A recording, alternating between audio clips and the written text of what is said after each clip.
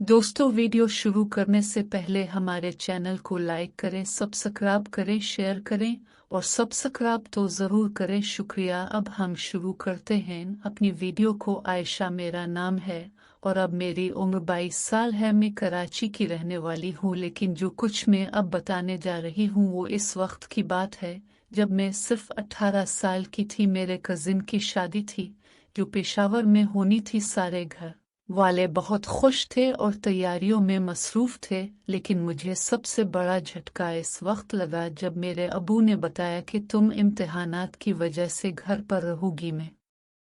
ने कहा, अबू मैं अकेली कैसे रहूंगी? तो अबू ने कहा, तुम्हारे चचा रजा आ जाएंगे। चचा रजा एक जवान लड़का था, तकरीबन 25-26 साल का, मजबूत जिस्म और लंबा कद। सारे घर वाले शादी में चले गए और मैं और चचा रजा घर में अकेले रह गए। पहली रात मुझे बहुत डर लग रहा था क्योंकि मैंने कभी घर में अकेली रात नहीं गुजारी थी। मेरे हाथ पांव कांप रहे थे और दिल धड़क रहा था। तब चचा ने कहा, तुम डरो मत, मैं तुम्हारे साथ हूँ। ये सुनकर मुझे थोड़ी तसल्ली हुई। फिर मैंने कहा, मुझे बहुत बोरियत हो रही है। चचा ने मुस्कुराते हुए पूछा, तुमने कभी घोड़ा घोड़ी का खेल खेला है? मैंने कहा, नहीं, वो क्या होता है? चचा ने कहा, ये बहुत मजे का खेल है, लेकिन अभी तुम्हें पूरी तरह समझ नहीं आएगा। मैंने जिद की कि मुझे भी खेलना है, प्लीज खुला दे। चचा ने कहा, ठीक है, लेकिन जो देखो किसी को नहीं बताना। मैंने वादा किया। फिर चचा ने मुझे घोड़ी बनाया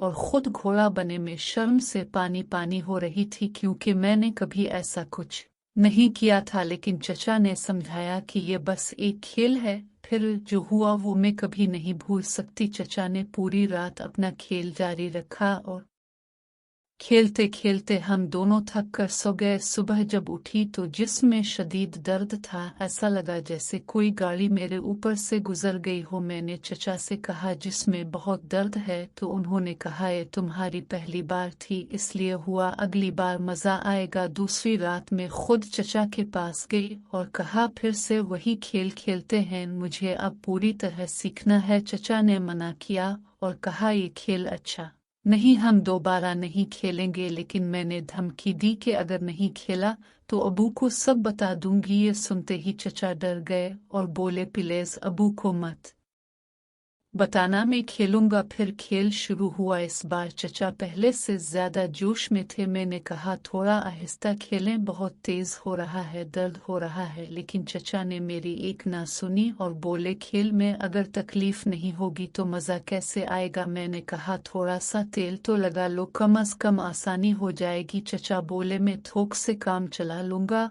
और उसके बाद ऐसा खेल खेला कि मुझे लगा आज जान ही निकल जाएगी। मैं चीख रही थी, लेकिन उन्होंने कानों में रुई ठूंस रखी थी। पूरी रात हम खेलते रहे, कभी चचा घोड़ा बनते, कभी मैं घोड़ी।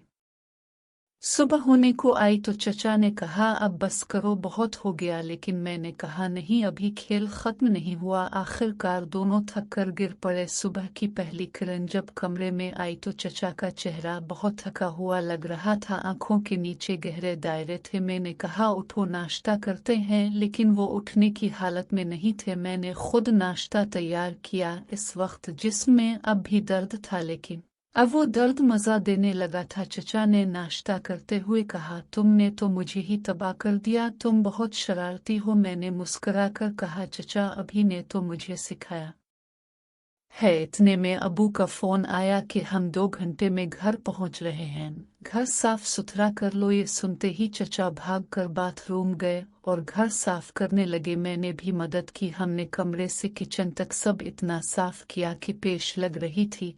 जब घर वाले आए तो सब खुश थे। उम्मी ने गिले लगाया और कहा, बेटा तुमने घर अच्छी तरह संभाला। लेकिन मैं चचा की तरफ देख रही थी। चचा ने अबू से कहा, भाई जान, मुझे अपने घर जाना है, कुछ जरूरी काम है।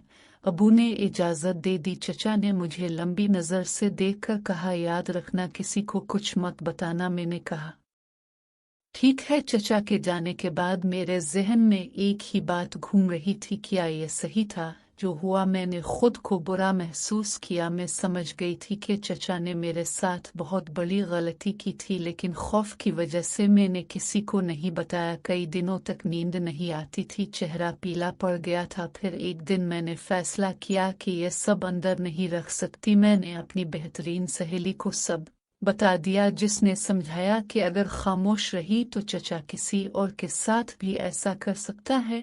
इसी दिन मैंने उम्मी को सब बता दिया। उम्मी का चेहरा सुनकर सुर्ख हो गया, आंसू निकल आए और उन्होंने फौरन अबू को बताया। अबू बहुत गुस्से में थे। उन्होंने चचा को बुलाया और मुंह पर थप्पड़ मारा और कहा, तूने मेरी बेटी के साथ ऐसा कैसे कर दिया। चचा मुआफ़ी मांगने लगा, लेकिन अबू ने इसे पुलिस के हवाले कर दिया। आज मैं 22 साल की हूँ और ये वाक़या कभी नहीं भूलता। मैं चाहती हूँ कि जो लड़कियाँ मेरी ये कहानी सुन रही हैं वो समझ ले कि कोई भी खेल जो तकलीफ़ दे वो खेल नहीं होता। चचा जैसे लोग खतरनाक होते हैं जो एतमाद का फ़ायदा उठाते हैं।